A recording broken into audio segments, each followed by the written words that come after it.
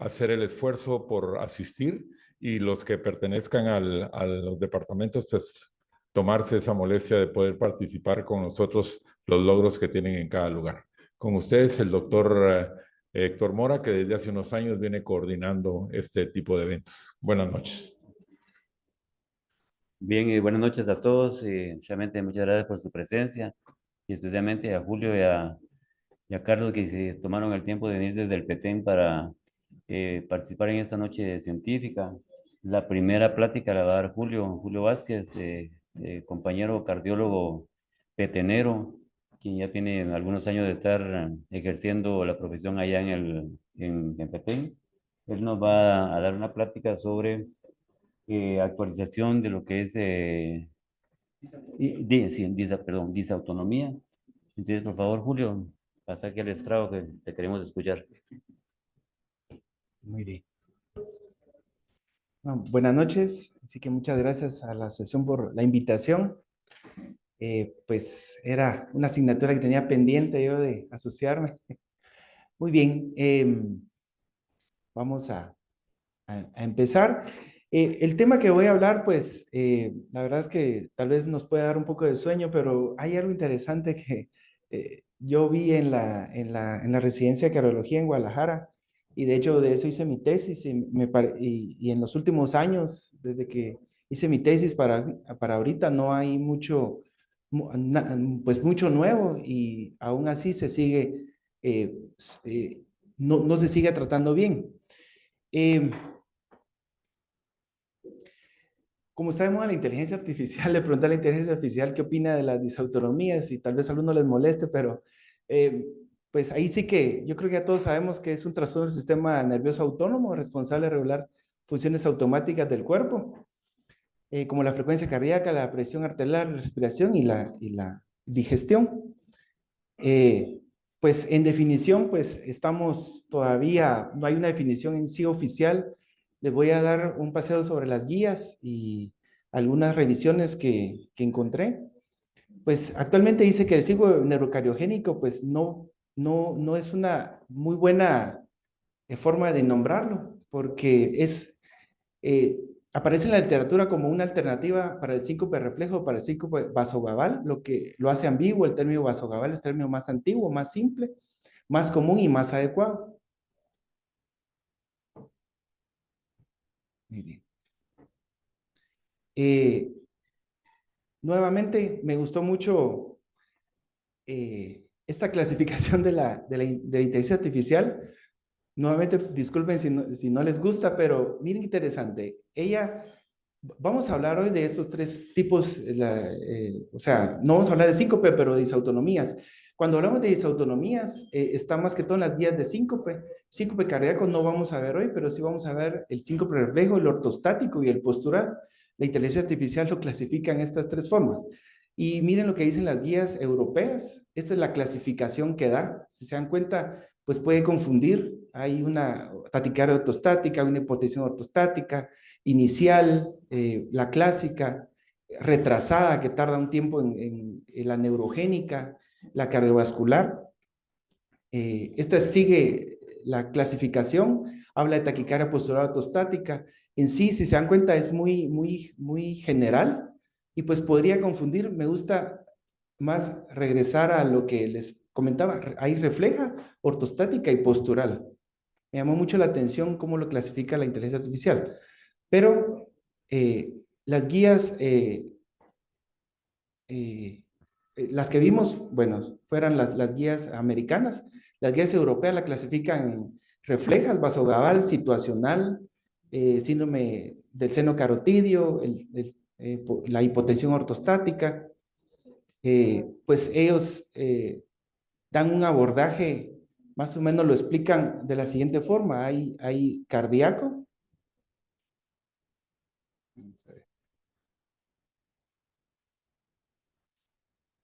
Disculpen ahí, cardíaco, síncope de reflejo. No sé si toco algo ahí que... Muy bien. Entonces, al final todas estas siempre llevan a una hipoperfusión cerebral.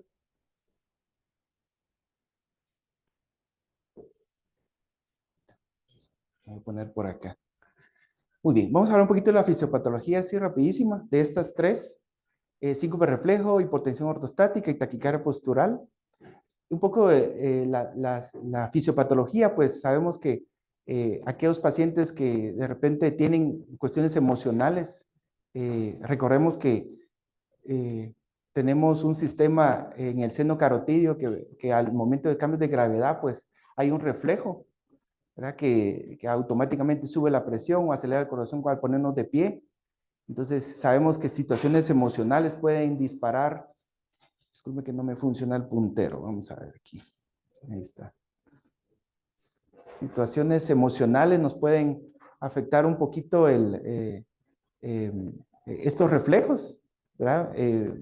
Por ejemplo, en la defecación, en cambios hemodinámicos, por ejemplo, mientras dormimos, siempre los síncope reflejos son al despertarnos. La hipotensión ortostática más o menos tiene una fisiopatología parecida. La taquicardia postural, cambios en la posición.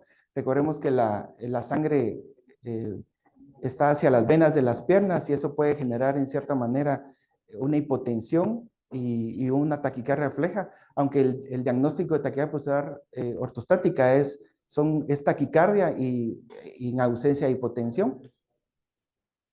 Entonces, hay algunas revisiones que hablan sobre hipotensión ortostática. Vamos a ir rápido, pero siempre el abordaje pues es multidisciplinario al final y siempre sabemos que cuando hablamos de disautonomías es un diagnóstico, bueno, pues hay que excluir otras enfermedades como Parkinson, fallas autonómicas, problemas cerebrales, uso de medicamentos. Y las revisiones que vemos siempre recomiendan pues abordar al paciente desde el punto de vista de qué medicamentos toma, si tiene alguna arritmia, falla cardíaca. Un abordaje más que todo general. Recordemos que es un diagnóstico excluyente, tenemos que excluir otro tipo de patologías.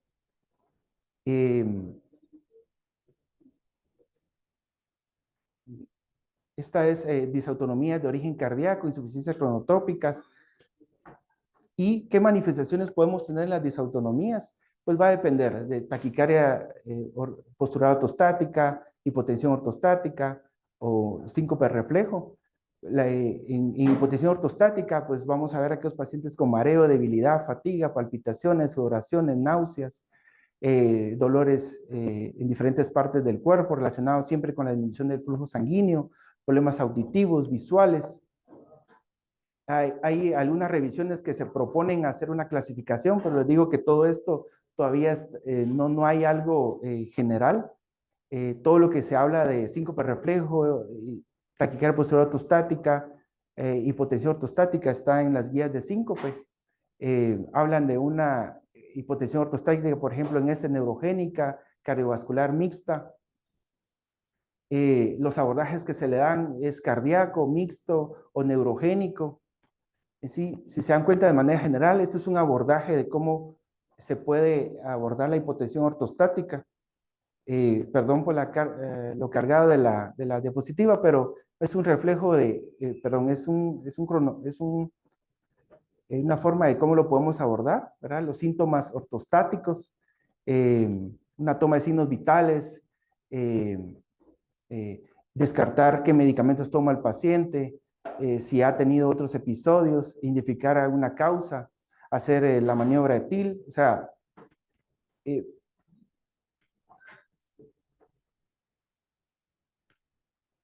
muy bien.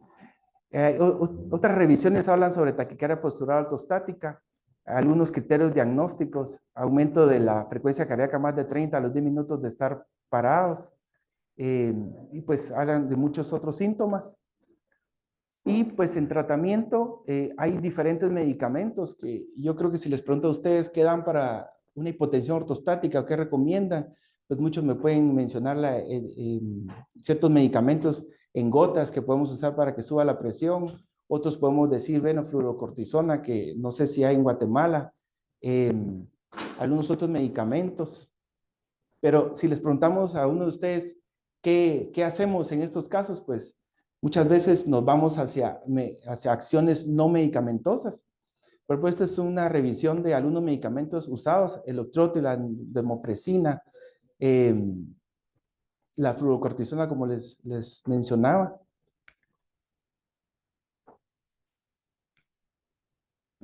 Las guías americanas hablan sobre algunos tratamientos, lo mismo que hemos platicado. Mencionan drogas, algunas maniobras, como por ejemplo cruzar las piernas, uso de Octreotide, diferentes medicamentos, pero hasta ahí, ¿verdad? O sea, la revisión de disautonomía, de los 3 síndromes que les hablé, pues no hay mucho, ¿verdad?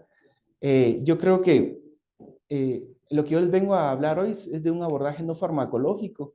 Yo creo que todos nos cuesta mucho identificar a aquellos pacientes. Bueno, ¿será que el paciente tiene un problema cardíaco? ¿Será que es un bloqueo? ¿Será que el síncope es un síncope reflejo? ¿Será que fue una hipotensión ortostática por medicamentos? Sabemos que tenemos que hacer un abordaje, un historial clínico pues cuidadoso, despacio, uso de pruebas, mesa inclinada, una evaluación médica pues exhaustiva, ¿verdad? Algunos tratamientos no farmacológicos que utilizamos, pues aquellos pacientes que, que vienen con estos síndromes, pues una educación a la familia. ¿Para qué? Pues para evitar caídas, el consumo de alcohol, la exposición al calor, no sé si han escuchado hablar de yoga Bikram, que también puede generar cierta hipotensión ortostática o síncope reflejo, la deshidratación, algunas maniobras de compresión, ¿verdad? Como cruzar las piernas, ponerse en cuclillas, evitar estar mucho de pie, beber líquidos. Yo creo que esto es lo que más recomendamos. Uso de prendas de compresión, un abordaje psicológico y una ingesta de sal, pues yo creo que es lo que más está en nuestra terapéutica. El síncope vasovagal, según las guías, pues recomiendan ciertas maniobras, alto consumo de sal y fluidos y el uso de estos medicamentos que podemos ver aquí abajo. Disculpen que el puntero no me funciona tan bien.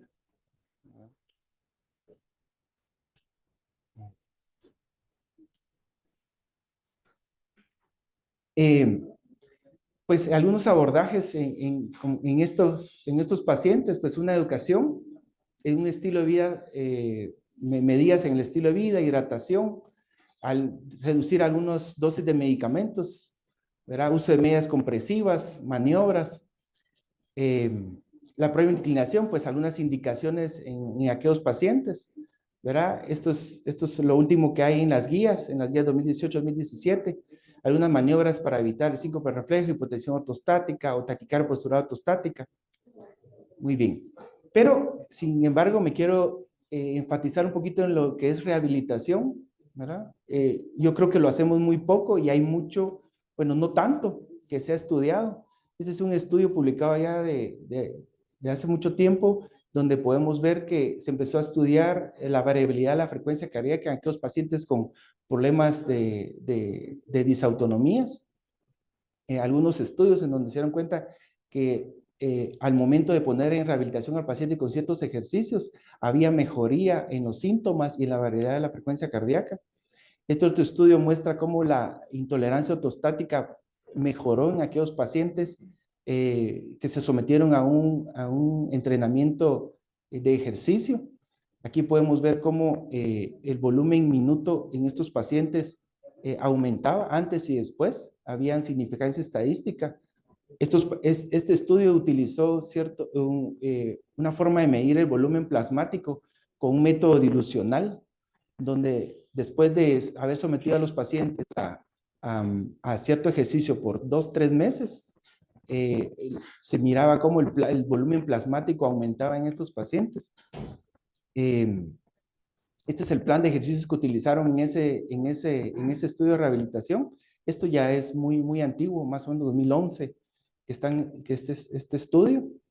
Este es un tipo de ejercicios que hace la Real Academia, la Fuerza Aérea de Canadá. Utilizaron este método de ejercicios y midieron después por un método que es el aumento del consumo de plasma, y se vio que estos pacientes con disautonomías o hipotensión ortostática tenían reducido el plasma. Y al momento de someterlos a un estudio de ejercicio, pues aumentaba bastante su estudio de plasma, su volumen plasmático, perdón.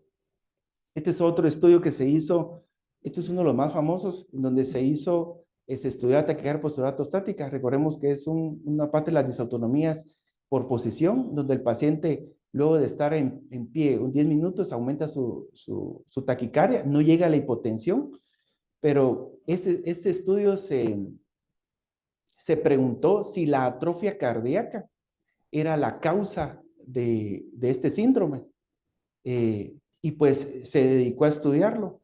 Se sometieron a los pacientes a rehabilitación cardíaca o ejercicios de 3 meses, donde midieron ciertas variables, por ejemplo, la masa ventricular, el índice de masa ventricular, evaluaron el volumen sanguíneo, evaluaron la masa ventricular izquierda, y se dieron cuenta de que ellos empezaron su hipótesis fue si la atrofia cardíaca es la causa de estos síndromes, tanto de taquicardia postural ortostática, pero también en otras revisiones se ha encontrado lo mismo, si la hipotensión ortostática, el síncope vasovagal, tienen como causa la atrofia cardíaca.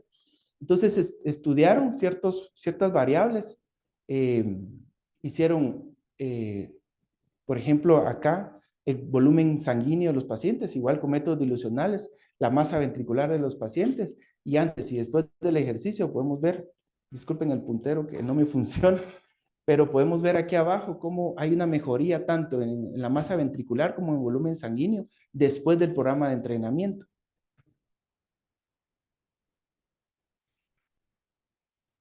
Muy bien. Ellos, la verdad es que me da mucha atención que en ese estudio mencionan el síndrome de Winch, que en la película menciona que él es enojado porque tiene el corazón pequeño, ¿verdad? Me llama mucha atención que una revista de estos lo mencionara, ¿verdad? Entonces, es un dato curioso ahí de la...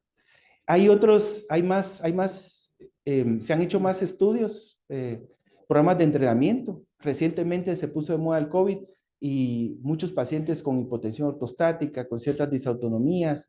Hay un reporte de casos, varios reportes de casos de aquellos pacientes que tienen hipotensión ortostática, desmayos, taquicardia postural, de hecho, pacientes con taquicardia sinusal inapropiada. Este es un caso de una paciente de 47 años más o menos, en donde ellos sometieron a esta paciente tenía muchos síntomas, como les digo, de disautonomías, y la sometieron a un programa de ejercicio y hubo una mejoría tanto clínica de la paciente. Y se sabe que el COVID, pues sí, fue una de las causas de disautonomía. Unas revisiones, ¿verdad? En donde la terapia física o la rehabilitación cardíaca o ejercicios podrían mejorar los pacientes con taquicardia postural ortostática. Por ejemplo, uno de los ejercicios que utilizaron fue remo, natación, bicicleta reclinada, entrenamiento supervisado, por supuesto, uso de medias de compresión, ingesta de líquidos, por supuesto, expansión crónica al volumen al dormir. Pacientes se les recomienda que duerman pues con un poquito la cabeza levantada para evitar que en la mañana la pérdida de líquidos o evitar la nicturia, puedan en la mañana al levantarse marearse o desmayarse. Cruzar las piernas, apretar pelotas, ponerse en crujías. Todo esto tiene estudios en donde se ha demostrado que esas estrategias o maniobras pueden mejorar las disautonomías. Siempre hay un denominador común. Al final, taquicardia postural ortostática, hipotensión ortostática, síncope reflejo, pues están muy relacionadas entre sí con el tratamiento. Hay bastantes revisiones sobre eso. Y pues ya por último yo les quiero presentar esto, que fue lo que hice en Guadalajara, juntamente con una doctora, la doctora Tania Hinojosa, que es rehabilitadora cardíaca. Lo hicimos en el Hospital Civil Antiguo de Guadalajara y en el Civil Nuevo. Nos propusimos como objetivo Si el efecto de la rehabilitación cardíaca sobre el índice de masa del ventrículo izquierdo, volumen diastólico y sistólico, consumo de oxígeno en el ejercicio, umbral anaeróbico, poder cardíaco, METs, doble producto. La verdad es que son variables fáciles de aplicar. Teníamos la prueba de esfuerzo, teníamos el eco, teníamos la mesa inclinada y nos propusimos hacer ese estudio, someterlos a un programa de entrenamiento. El plan de trabajo, se reclutaron a todos los pacientes que habían llegado y que habían salido positivos para un síncope neurocardiogénico, que como les decía, está mal mencionado, un síncope vasovagal o taquicardia postural. Tomamos a los pacientes con taquicardia postural, con síncope reflejo. Aquellos pacientes que habían salido positivos por una mesa inclinada, los tomamos como pacientes. Luego se procedía a brindar tratamiento médico y plan educacional, consumo de sal. Además de eso, también se les recomendó el alto consumo de sal, consumo de líquidos, y pues que tenían que llegar 2 horas a la rehabilitación cardíaca por 3 meses.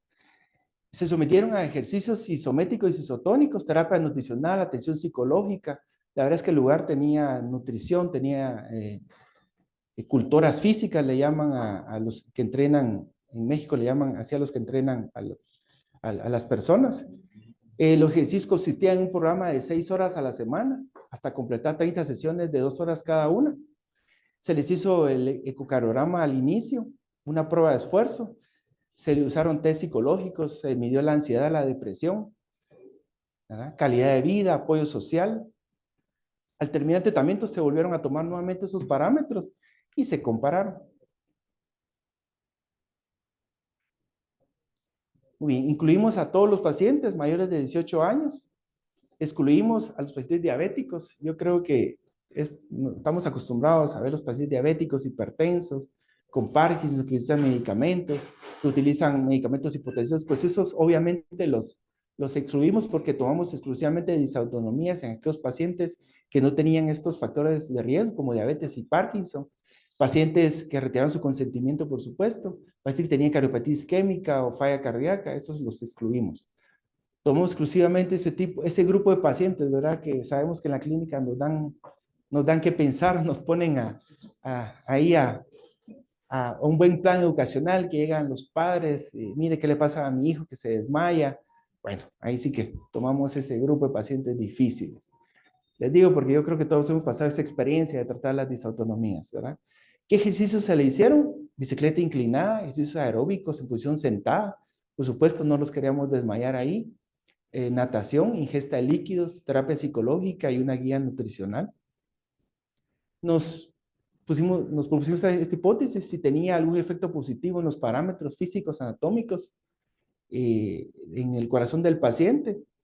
Estas fueron nuestras variables. Si se dan cuenta, tomamos en cuenta los volúmenes diastólicos, sistólicos, fracción de eyección, masa ventrículo izquierdo, masa ventricular, el índice de Paret, la prueba de esfuerzo, consumo de oxígeno, el umbral anaeróbico, el poder cardíaco, el doble producto. Ya que muchas veces ya no utilizamos normalmente de manera rutinaria, ¿verdad? ¿Qué respuesta cronotópica tenían? ¿Qué respuesta presora? ¿Cuántos METs alcanzaban? Utilizamos pruebas psicológicas, ansiedad, pasamos pruebas de ansiedad, depresión antes y después de la rehabilitación, y la caminata de 6 minutos, ¿verdad? 24 pacientes hicieron sesiones, 11 empezaron la rehabilitación, pero la verdad es que solo 7 cumplieron el porcentaje de asistencia. Solo 7 tenemos. En otros estudios de los que le presenté de intolerancia, uno llegó a 22, otro llegó a 7. La verdad es que sí, los demás estudios han sido también de pocos pacientes. Pues estos son, por ejemplo, es una PAI con diferentes métodos estadísticos. Pues sí, les puedo decir que solo el índice de masa del ventrículo izquierdo indexado nos salió con cierta diferencia significativa.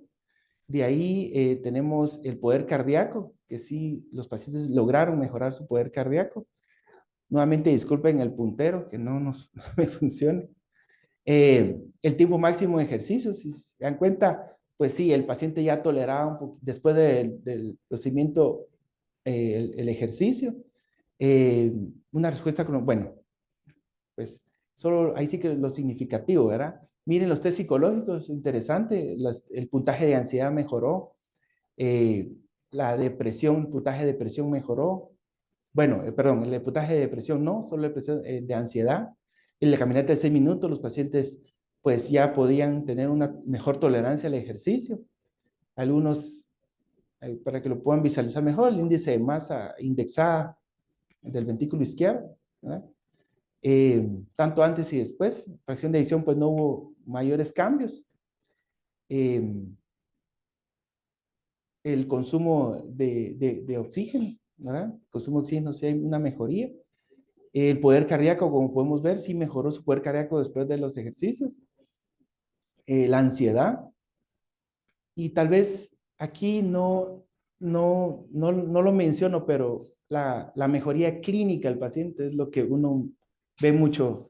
O sea, es lo más característico, tal vez subjetivamente. Bueno, el paciente, después de ese programa, después de pues abordajes ahí de terapia cognitivo-conductual, sabemos que este tipo de pacientes con síncopes reflejos, hipotensión ortostática, pues ingieren poco líquido, son muy ansiosos, muy nerviosos. Pues la verdad es que sí les ayudó bastante el programa, tanto los ejercicios y pues ahí los comparamos rehabilitados y no rehabilitados, pues y el índice de masa sigue, sí es significativo a pesar de los pocos pacientes que tuvimos. Yo sí que creo que el poder cardíaco también, yo creo que nos quedan muchas dudas para continuar estudiando este tipo de pacientes. Bueno, pues en conclusión les puedo decir que si se dan cuenta, es un trastorno muy poco conocido. Les puedo decir que está confuso. No hay mucho en clasificación, en cómo lo puedo clasificar, ¿verdad? Será un reflejo, ¿verdad? Hay 3 tipos, reflejo, ortostático y postural. Me gustó mucho este tipo de conclusiones. ¿Qué disautonomía tiene el paciente? Bueno, puede ser una disautonomía refleja, un síncope de reflejo, puede ser algo ortostático, puede ser algo postural, ¿verdad? Es muy importante el plan de educacional al paciente y sus familiares. La rehabilitación cardíaca, sabemos que hay estudios que lo demuestran, aunque en mi caso pues hubieron muy pocas variables, pero la rehabilitación cardíaca yo creo que es una buena opción. De hecho, saber algún tipo de ejercicios que le podemos recomendar a los pacientes. Consumo de sal, líquidos, algunos ejercicios se pueden hacer en casa, una terapia psicológica, el control de la ansiedad. Yo creo que otra conclusión que podemos hacer es que en medicamentos, pues no, es confuso, ¿verdad? No, por el momento les puedo decir que no hay estudios que hablan en cierto tipo de medicamentos, ¿verdad? Muy bien, pues eso les traigo. Nada más. No sé si hay alguna duda.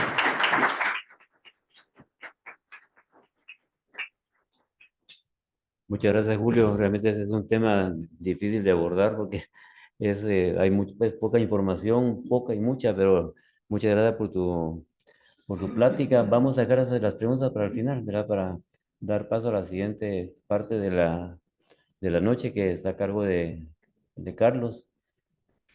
Carlos García también es un cardiólogo de nuestra asociación, es intervencionista, recién venido de Uruguay. Y pues aquí está su currículum para no estar repitiendo.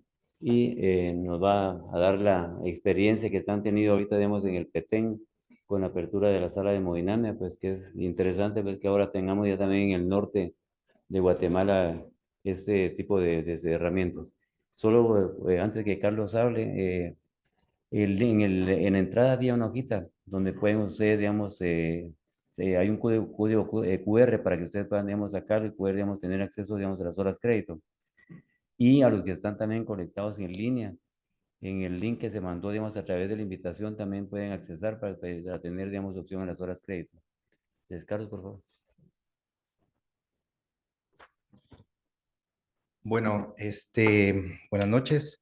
Muchas gracias a la Asociación Guatemalteca de Cardiología y a la Junta Directiva por la invitación. En realidad, pues, vamos a mostrar un poquito lo que hemos venido trabajando en la sala de hemodinamia en Petén. Es una presentación corta realmente, pero creo que es bastante enriquecedora para nosotros. Ha sido de mucho aprendizaje y crecimiento, como les voy a mostrar. Entonces, en Guatemala disponemos de estas salas de hemodinamia, ¿verdad? La mayoría, vamos a ver el puntero.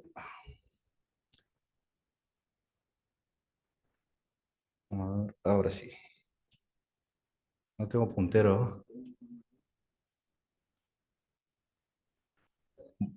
Bueno, la mayoría, como vemos, están concentradas en la capital. En rojo puse la única sala de hemodinamia que hoy por hoy pues es 100% salud pública, que es la que está en el San Juan de Dios. Y en azul pues estarían las dos que serían semiprivadas, digamos, o semipúblicas, Unicar y la Liga Guatemalteca. Y en negro estarían todas las que son privadas, puramente. En el interior de Guatemala, pues tenemos dos en Xela y una en Zacapa, y pues en lo que respecta a nosotros, pues es la que tenemos en Petén. Algunos datos de Petén. Bueno, es uno de los departamentos con bastante valor histórico, tiene riqueza arqueológica, una belleza escénica y es la cuna de la cultura maya.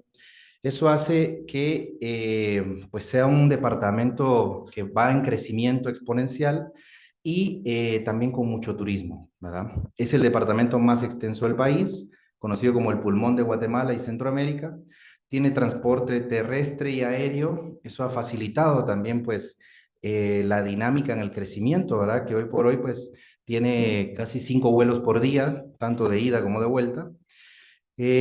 Además, pues colinda con otros departamentos grandes y bastante densos poblacionalmente hablando, Alta Verapaz, Izabal al sur, Quiché al sureste, y con México en la parte norte y con Belice, ¿verdad? Nosotros en Petén vemos muchos pacientes beliceños. El sistema de salud en Belice es muy caro y hay pocos cardiólogos propiamente en este caso. La población promedio de Petén para el 2018 era de 500.000 de habitantes, pero hoy por hoy se estima que esté alrededor de 750.000 habitantes. 60% de la población es mestiza o ladina y el 40% pues son criollos e indígenas itzá, lo cual pues hace una población heterogénea. ¿De qué pues nos enfermamos en Petén? La mayoría pues van a ser enfermedades crónicas no transmitibles. Tenemos pues diabetes mellitus como el primer lugar y hipertensión arterial pues esencial en el segundo lugar, ¿verdad? ¿Y de qué se está muriendo la gente en Petén? Pues en esta encuesta tomada del Instituto Nacional de Estadística y elaborada por CG Plan, de complicaciones de diabetes, que ya sabemos pues también que la diabetes nos da muchas complicaciones cardiovasculares. Y en segundo lugar, infarto agudo de miocardio, ¿verdad? Ahí pues que nosotros hemos estado viendo bastantes afecciones cardiovasculares y principalmente pues infarto agudo de miocardio. Entonces, la sala de hemodinamia está ubicada en el Hospital Privado Universitario. Es un hospital que tiene muchos años de existir en Petén. Y pues esta sala abrió sus puertas en abril del 2022. Pero pues es un angiógrafo Siemens, Artis, de la familia C. Y la principal limitante que tuvo esta sala al inicio es que no disponía de un hemodinamista o de un equipo de hemodinamia que estuviera viviendo ahí. Entonces, en realidad, pues requirió para que comenzara a andar de mucho esfuerzo de cardiólogos intervencionistas que viajaran para allá a hacer los casos, entre ellos el doctor Falla, el doctor Bassini y el doctor Sandoval. Entonces, el centro, la sala de hemodinamia, como les mencionaba, abrió en abril del 22 y fue hasta en julio del 2022 que se hizo el primer caso, fue un marcapaso bicameral. Y en ese tiempo que estuvieron trabajando así, viajando pues desde la capital para allá, lograron hacer pues 8 procedimientos, de los cuales fueron 6 marcapasos permanentes, 5 bicamerales, 1 unicameral, y fueron 2 cateterismos cardíacos, de los cuales uno pues hizo angioplastia con 2 stents, ¿verdad? Lo que logré pues retomar de los datos de este grupo de pacientes, pues un 25% eran de sexo femenino y una edad promedio de 73 años. Los diagnósticos pues más frecuentes eran bloqueo AB tercer grado, seno enfermo, un paciente con un bloqueo AB MOVIS 2 y en el caso de los cateterismos pues un paciente con angina posinfarto y otro paciente con angina inestable. Sin embargo, pues ya en agosto, con la presencia pues de un hemodinamista, un servidor viviendo en Petén, pues ya el servicio de hemodinamia comenzó a tomar un poquito más de forma y hasta la fecha, que más o menos son 7 meses, hemos logrado hacer 18 procedimientos. De forma general, estos 18 procedimientos se han hecho 6 implantes de marcapaso permanentes, 5 bicamerales, 1 unicameral, y 12 cateterismos cardíacos diagnósticos, de los cuales 9 han sido angioplastia con stent exitosas, y en 3 casos pues se ha hecho angioplastia con 2 stents. Ya el servicio de hemodinamia como tal, como les mencionaba, pues cuenta con un angiógrafo de la familia RTC, que es multipropósito. El equipo de hemodinamia lo conforma un cardiólogo intervencionista, un cardiólogo clínico, un anestesiólogo, que estos 3 residen en Petén, y un electrofisiólogo y 3 técnicos de hemodinamia que residen en la ciudad capital, que son los que nos apoyan cuando necesitamos pues, hacer los casos. Esta es una parte del equipo, pues en realidad es como les decía, un esfuerzo que se hace, pero poco a poco ha ido mejorando. Volviendo a los procedimientos, pues los cateterismos diagnósticos, puramente diagnósticos, representan el 17%. Se ha realizado procedimientos de angioplastia con un stent en un 33%, con 2 stents en un 17%, un 5% marcapaso unicameral y un 28% que sería el implante de marcapasos bicameral. ¿Qué datos generales tenemos de la población? El 33% de sexo femenino, un promedio de edad de 67 años. En la referencia de dónde han llegado estos pacientes a la sala, ha sido un 33% de institución pública, siendo el resto pues de la iniciativa privada. Procedencia, pues han sido la mayoría pacientes de zona central, pero también de los diferentes municipios alrededor de la zona central, de Poptún, Melchor, Sayaché, e incluso han habido 2 pacientes de Belice. El tiempo general de promedio fue alrededor de 59 minutos de cada procedimiento. Este sería la cantidad de radiación. Y el tipo de anestesia que usamos, pues es sedación consciente y local. El tiempo promedio de estancia hospitalaria en el hospital donde está el servicio de hemodinamia es de 1 día, y pues afortunadamente el 100% de los procedimientos ha sido exitosos. Hemos tenido 2 pacientes que han tenido complicaciones que se han resuelto pues también de manera exitosa, que se los voy a mostrar más adelante. Hablando de los coronarios, pues los diagnósticos que tenemos son síndrome coronario crónico, un paciente, 3 pacientes con sin ST, 3 pacientes con infarto con elevación del ST que fueron exitosamente reperfundidos, 2 pacientes que tuvieron reperfusión fallida y 3 pacientes con un infarto evolucionado con angina posinfarto. Hablando de tiempo es miocardio, pues vamos a evaluar nuestros tiempos. En relación al tiempo de evolución, el síndrome sin elevación del ST, pues es un promedio de consulta, digamos, de evolución de 12 horas, con elevación del ST que se encontraban en periodo de ventana, un 5.1 horas en promedio, y con elevación del ST evolucionado, pues 2.3 días. O sea que vemos que aún tenemos que trabajar mucho para hacer que nuestra población consulte de manera temprana. Nuestro tiempo puerta aguja promedio es de 3.3 horas, que no está tan mal, aunque las guías dicen que debería ser menos de 30 minutos, pero esta es la realidad, ¿verdad ustedes?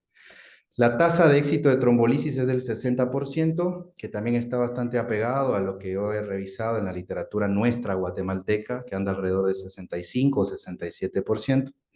Y el tiempo puerta-balón, cuando hablamos de estrategia fármaco-invasiva, es alrededor de 22 horas en promedio. Los cateterismos que fueron solo diagnósticos, uno pues salió para tratamiento médico porque se trataba de un Minoca, uno salió para cirugía que se presentó en Unicar y fue aceptado para la misma, y uno que está propuesto para hacerle una angioplastia compleja con rotablación y ultrasonido intravascular.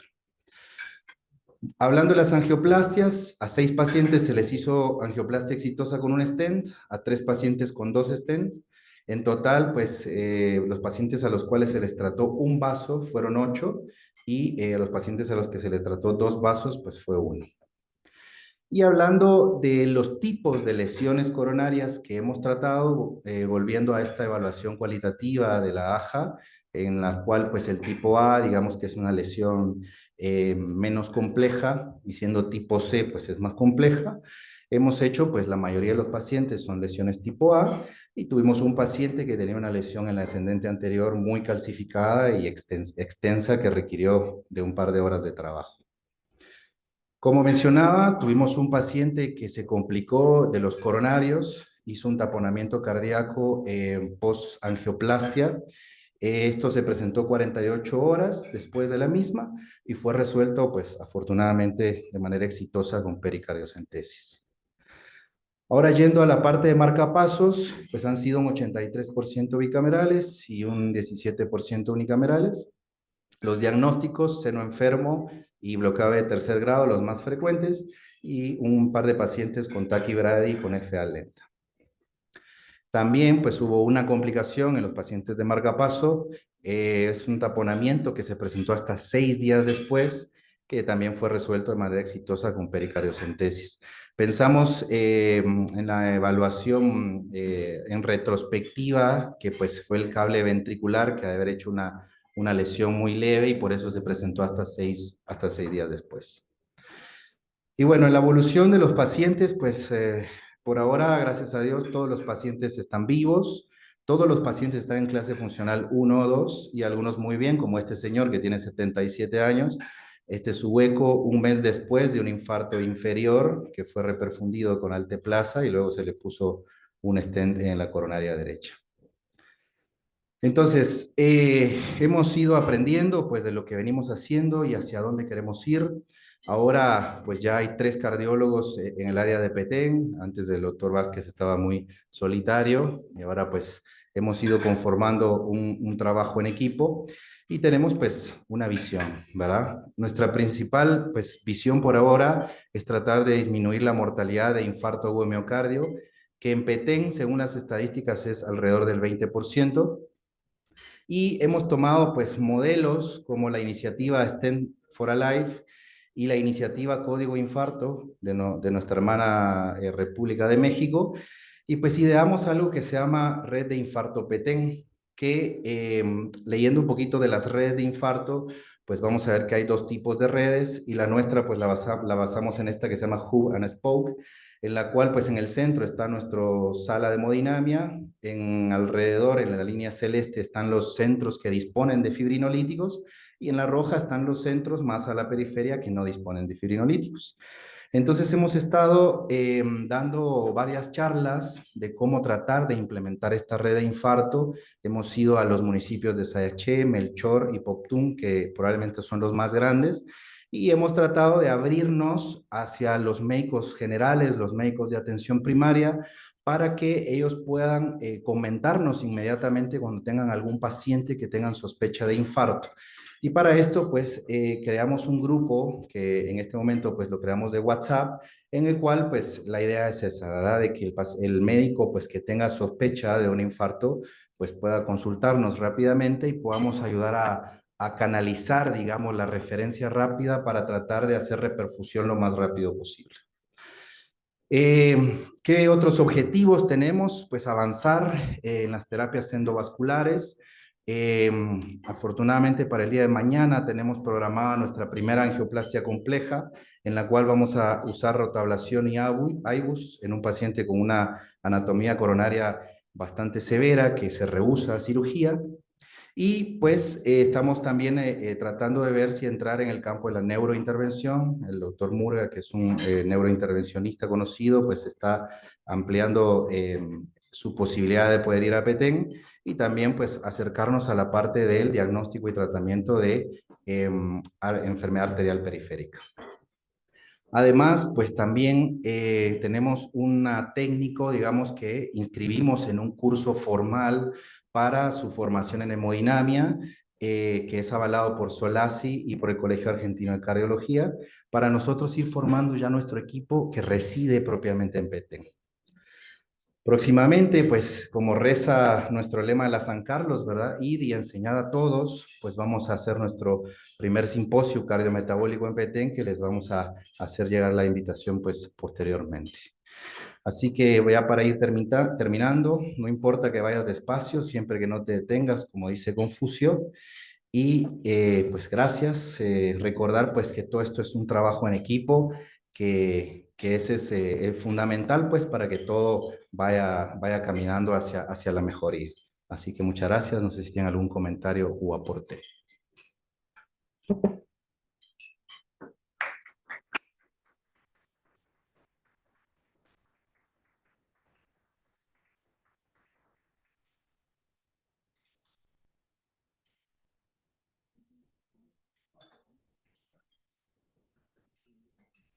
¿Alguien tendrá alguna pregunta de la primera plática?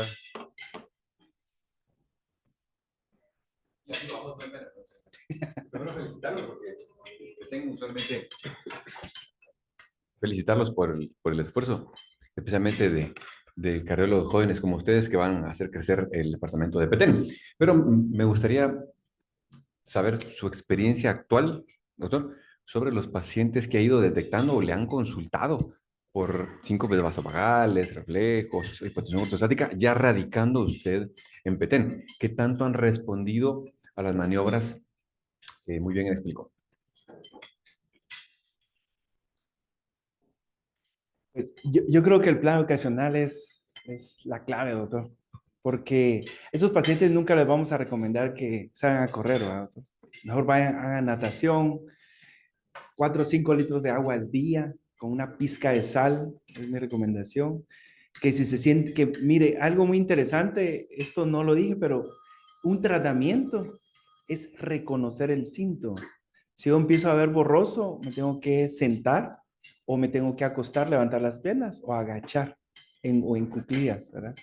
Entonces, ya eso, o sea, el reconocer el síntoma ya resuelve mucho. El paciente ya reconoce el síntoma, ya ingiere más líquidos. Yo le puedo decir que la mejoría clínica, en la segunda, en las siguientes consultas, el paciente ya es otro, es diferente, ¿verdad? Ahí sí que esa parte, y pues la verdad es que yo le puedo decir que medicamentos nunca he dejado. Yo le digo, mire, no funcionan, ya los investigamos, no funcionan. Tal vez por placebo a nosotros o a ellos, tal vez funciona, ¿verdad? Pero ¿Qué tanto usa medias compresivas? siempre, doctor, siempre. Medias compresivas es siempre. Por ejemplo, tenemos una flebóloga que llega, ¿verdad? Que nos ha ayudado mucho en eso, en usar las medias. De hecho, yo le preguntar a los médicos cardiólogos qué media usan y cómo se receta. Y yo no sé si alguien me podría responder, pero la verdad es que yo me di cuenta que no sabía recetar medias, pero hay que aprender a recetar medias, cómo se usan, la técnica, o sea, no que ustedes lo sepan, pero que refieran hay enfermeras capacitadas para enseñar al paciente a poner medias, por ejemplo. O sea, esa es es una ciencia muy, muy interesante, ¿verdad? Muy bien. No sé si... ¿Alguna otra pregunta? Sí. No, pero primero quiero felicitarlos por todo el trabajo que están haciendo allá en Petén. Esto de reperfusión, el código infarto, creo que muchas están cambiando la historia del país, definitivamente, la vida de las personas. Así que creo que es algo muy, muy digno de que puedan recibir todo el apoyo que necesiten, esperemos, ¿verdad? Que si en algo no sé en qué podemos ayudar, pero cuenten con ello. Y pues animarlos a que sigan adelante con sus proyectos de educación, porque yo creo que eso es lo que está cambiando, ¿verdad? Ustedes principalmente se han dado cuenta de eso. Nosotros también estamos muy contentos por lo que se ha logrado en el Hospital General. Creo que ahorita es como una nueva era de la reperfusión coronaria, así que muchas felicidades y adelante con su proyecto, ¿verdad? Y nada más tenía una pregunta, yo creo que más o menos lo dijiste, ¿verdad? Que específicamente si nosotros en la clínica podemos recomendar como una serie de ejercicios específicos, tiempos, repeticiones o mire, vaya al gimnasio, no sé, ¿cómo recomendar ese ejercicio nosotros en la clínica? Quise notar aquellos ejercicios que no tienen cambios de gravedad, o sea, que no es de saltar. Bicicleta, yo creo que es excelente ejercicio, no tiene cambios de gravedad. La natación tampoco, ¿verdad? Y tal vez Zumba, tal vez no, ¿verdad? Porque Bueno, en Petén, de hecho en Petén yo tengo mucha hipotensión ortostática por el calor. Yo tengo pacientes en mayo, el año pasado, mayo y junio. Yo les puedo mencionar 10 pacientes con golpe de calor, ¿verdad? El año pasado fue un golpe de calor y hipotensión ortostática. Y pues sal y quita medicamentos. Vamos a quitar los 2 meses. Visítame en 2 meses nuevamente para ver si ya pasó el calor. Tuve un paciente anciano con demencia que hasta que le compraron su aire acondicionado se le quitaron los síntomas porque me llegaba todas las semanas con golpe de calor. Pero yo creo que sí, doctora, cambios de gravedad, natación, me parece excelente, la bicicleta inclinada, hay una bicicleta, no sé si las conoce, uno está sentado y empieza a pedalear, ¿verdad? Eso, la natación, ejercicios de fuerza, pesas, estando sentado también, ¿sí? Yo creo que el doctor va a ser más experto. Y por supuesto, si la cultura física no, en teoría ellos tendrían que saber, ¿verdad? ¿Qué tipo de ejercicios le podemos hacer a esos pacientes con ese tipo de disautonomía? ¿Verdad? Y pues nada más. Asesoría así profesional para el ejercicio. Eh, Sería como el más recomendable. Tal vez natación, doctora, natación, bicicleta, yo creo por ahí, y que tienen que ingerir líquidos mientras hacen el ejercicio. 5 o 4 litros recomiendo yo. Igual la paciente tiene 13 años, 4 o 5 litros, de verdad. Eso es lo que recomiendo. Y nada más con lo de Petén y red de infarto, nosotros en Petén ya tenemos actualmente Alteplaza, ¿verdad? La estamos estrenando. Hace un mes la estrenamos, ya llevamos 5 frascos gastados. Muchas felicidades, Julito y Carlos, por su presentación. Es muy loable lo que hacen ustedes por los pacientes allá. La pregunta va más dirigida a los electrofisiólogos. ¿Qué piensan ustedes de la cardioneuroablación en los pacientes que sin duda en México, ahorita que venía yo, ¿verdad? Es un boom, todos la están haciendo y los resultados no han sido los esperados, pues, pero es una opción en los pacientes, ¿no? Refractario. Sí, pero ahí es donde viene la importancia de establecer bien el subtipo de disautonomía, porque cardioneuroablación le va a funcionar muchísimo a los pacientes que sus síntomas son principalmente por aumento del tono vasovagal, cardioinhibidores que hacen síncope por cardioinhibición. Esos son los pacientes a los que les va mucho mejor con la cardioneuroablación, porque en la cardioneuroablación lo que se hace es que literalmente desde el endocardio se calientan los receptores de los ganglionares cardíacos en algunas áreas anatómicamente establecidas. No vemos nada nosotros. A veces se pueden ver potenciales preganglionares ahí, pero usualmente es un abordaje anatómico y entonces al destruir esas conexiones el paciente se hace como una especie de, o sea, aumenta el tono simpático, entonces el paciente incluso sale más taquicárdico de la cardioneuroablación. Al principio pueden tener muchos síntomas de palpitaciones, pero los síntomas vagotónicos, esos casi que se eliminan y es muy, muy dramático. Cuando uno hace el estudio, se hacen las pruebas antes y pruebas después en ese mismo momento y cambian totalmente los valores de la vagotonía. Entonces, pacientes con síntomas vagotónicos, cardioneuroablación es una buena opción. Incluso ya la pondría antes que ponerles un marcapasos a estos pacientes.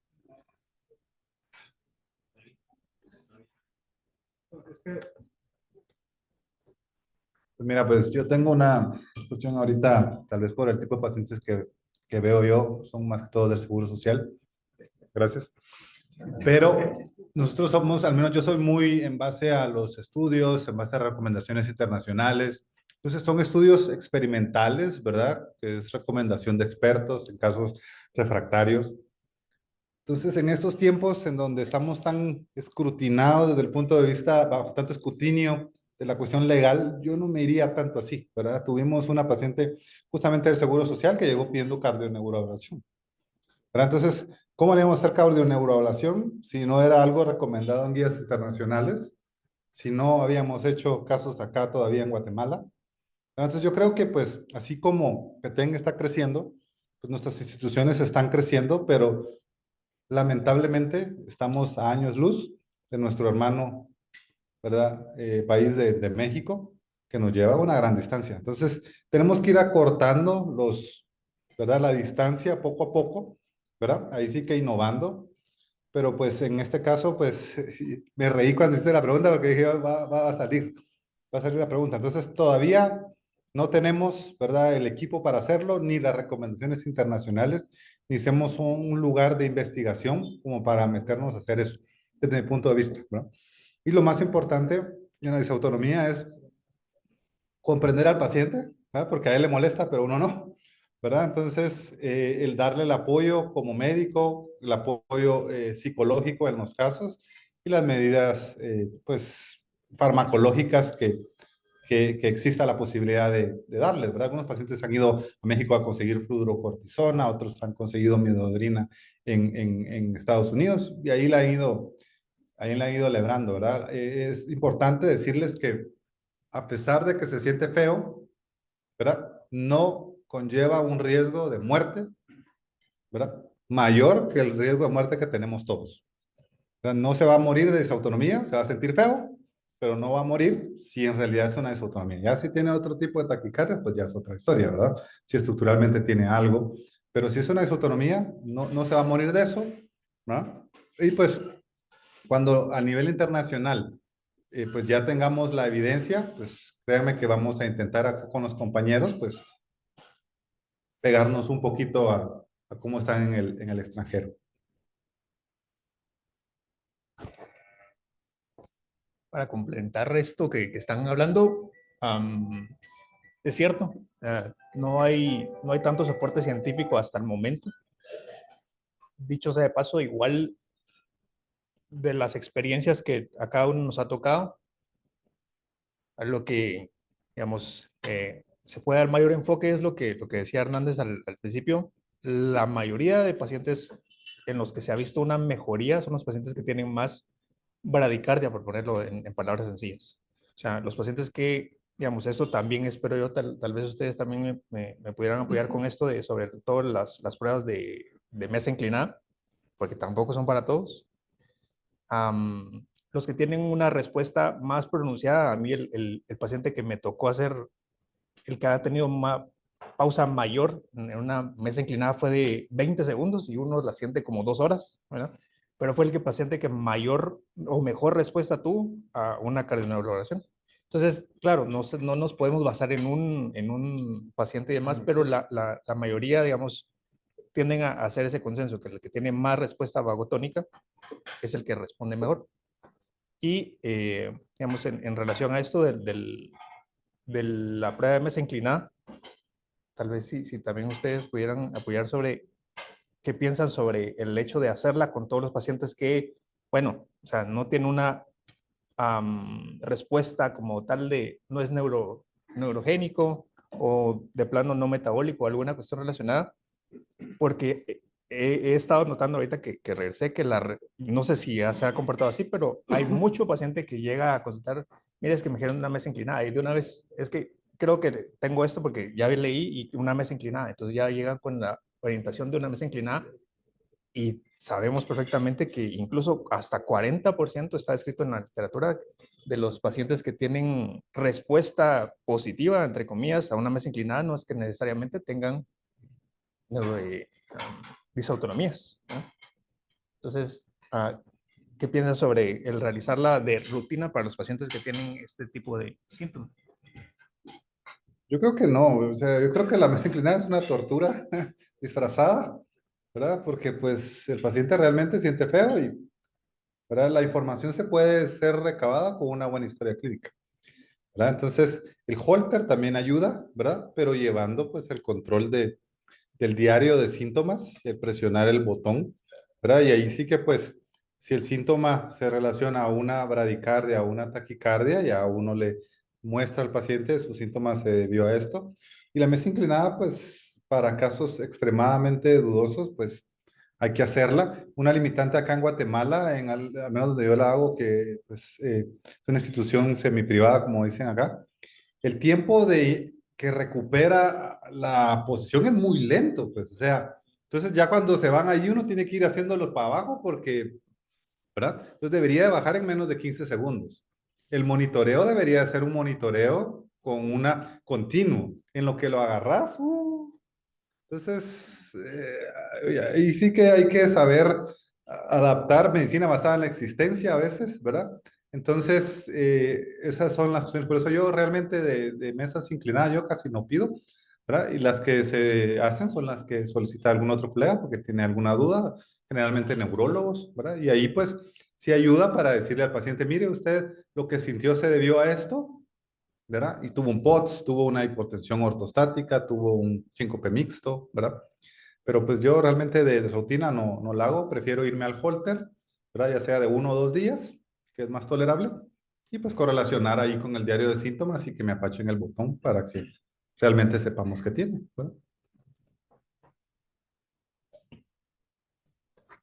Sí, la verdad es que mesa inclinada para síncope no debería de ser parte del abordaje inicial. La mayoría de los casos de síncope se pueden diagnosticar con una buena historia clínica, pero esto es como una especie no sé, de controversia en electrofisiología, principalmente desde un artículo que salió precisamente abogando porque se suprimiera el uso de la mesa inclinada. Ojo que estamos hablando de síncope vasovagal, en el abordaje de síncope vasovagal.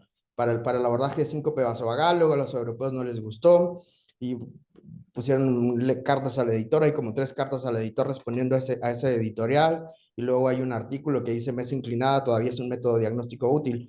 Pero para síncope la verdad es que casi no es útil y principalmente aquí porque ese tiempo que se tarda en bajar aumenta más la probabilidad de asistolia que va a hacer el paciente y entre más tiempo se tarda en bajar la mesa, más asistolia va a ser. Entonces yo he visto asistolias de 15, 20 segundos, pero eso es lo que tarda la mesa en regresar a la posición horizontal totalmente. Y eso es algo que hay que entender y es que eso no es lo que le va a pasar al paciente cuando se desmaye, porque si el paciente se desmaya, al segundo ya está en posición horizontal y la frecuencia cardíaca vuelve a normalizarse nuevamente. Entonces sí es muy importante que si se va a hacer una prueba de mesa inclinada, es la única recomendación que piden para hacer mesa inclinada, que la velocidad de retorno de la mesa a la posición horizontal sea menor de 15 segundos. Es la única. Ahora, en disautonomías, ahí ya cambia la cosa, porque en disautonomías yo sí creo que la mesa inclinada nos va a dar mucha información, principalmente por el estrés de gravedad al que se va a someter al paciente. Me enfoco más en la parte de sin fármaco, en la parte pasiva para ver qué es lo que pasa con el paciente. Algunos dicen que una prueba en vertical con presión arterial al minuto, a los 3 minutos y a los 5 minutos lo puedes sustituir, pero la verdad es que no tanto. Y otra cosa en la que sí sirve la prueba de mesa inclinada es en la educación del paciente. ¿Ok? Porque el paciente puede darse cuenta de cómo es que inician sus eventos de sintomáticos o de desmayo y ahí es donde uno puede intervenir para decirle al paciente cuándo empezar a hacer estos ejercicios de contrapresión, en el caso obviamente del síncope vasovagal, ¿no? Pero resumiendo, no a todos.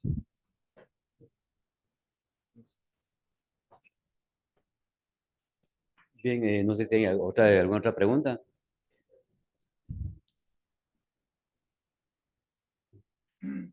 Bueno, entonces realmente muy agradecido Julio y Carlos, la verdad es que yo también de alguna manera participé en esa historia, digamos, del Petén, digamos, cuando empezaban, digamos, con la sala de hemodinamia en el 2022, y realmente nos hacía muy complicado y difícil decir cómo vamos a los que estamos aquí de intervencionistas salir corriendo con un infarto agudo de miocardio en un avión, es algo que no iba a poder funcionar.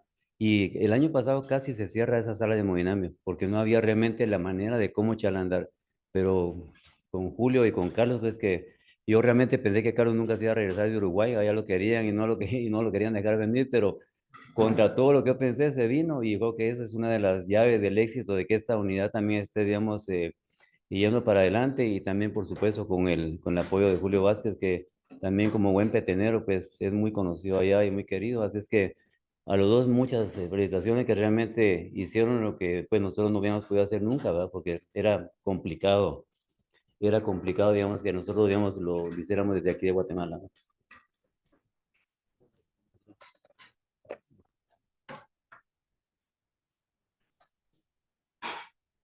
Hay una pregunta para el doctor Julio Vázquez, dice, ¿cuáles son las recomendaciones para convivir con la disautonomía?